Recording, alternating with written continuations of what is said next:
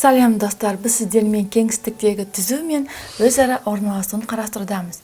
Бізде берілген тапсырманың шартында L түзуі теңдеуімен берілген, канондық теңдеуімен және альфа жастығы теңдеуімен берілген. Альфа жастығы мен L түзуі қалай орналасатындығын анықтауымыз қажет. Ол үшін L түзуінен P бағыттаушы векторының координатасын анықтаймыз. Абсциссасы 1-ге, ординатасы -2-ге, аппликатасы 2-ге тең. Ал альфа жастығынан n нормаль векторының координатасын анықтаймыз. Яғни нормаль векторының абсциссасы 2-ге, ординатасы -4-ге, аппликатасы -5-ге тең. Енді осы нормаль вектор мен P бағыттаушы векторларының скаляр көбейтіндісін мәнін табайық. P бағыттаушы векторы мен n нормаль векторының көбейтіндісі. 2 мен 1-дің көбейтіндісі 2-ге, -2 мен -4-дің көбейтіндісі +8, және 2 мен -5-дің көбейтіндісі 10-ға тең болады. Мәні 0-ге тең. Яғни ол дегеніміз P бағыттаушы векторы мен n нормаль векторы бір-біріне перпендикуляр деген сөз. Яғни бұл екеуі перпендикуляр болса, онда альфа жастығы мен L түзуі параллель орналасуы мүмкін, немесе L түзуі толығымен альфа жастығында жатуы мүмкін.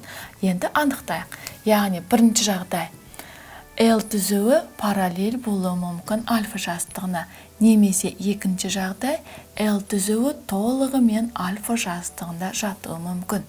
Енді ол үшін бізге L түзуінің бойында орналасқан кез келген бір нүктенің координатасын анықтайық. Канондық теңдеудегі -1, -2 және 1 нүктелері ол M0 нүктесінің координатасы. Абсциссасы 1-ге, ординатасы 2-ге, аппликатасы -1-ге тең. Осы M0 нүктесін альфа жастығындағы x, y, z-дің орнына қойып мәні 0-ге тең болса, онда L түзуі толығымен альфа жастығында жатады. Ал мәні 0-ге тең болмаса, онда L түзуі мен альфа жастығы параллель болады. Тексерейік. 2-ні көбейтеміз 1-ге, жастыққа қоямыз, -4-ті көбейтеміз 2-ге, -5-ті көбейтеміз -1-ге және -9. Мәнін есептесек, 2-ден азайтамыз 8-ді, 2-ден азайтамыз 8-ді, қосамыз 5-ді, азайтамыз 9-ды. 7, -1, -10, мәні -10-ға тең. Яғни, бұл альфа жастығы мен L түзуі параллель дегенді білдіреді. Яғни, түзулеріміз суретін салатын болсақ, альфа жастығы мен L түзуі параллель. Яғни L түзуіндегі P бағыттаушы векторы бар, ал альфа жастығында n нормаль векторы. Сонда n нормаль вектор мен P бағыттаушы перпендикуляр болғанда, альфа жастығы мен L түзуі параллель болуы мүмкін.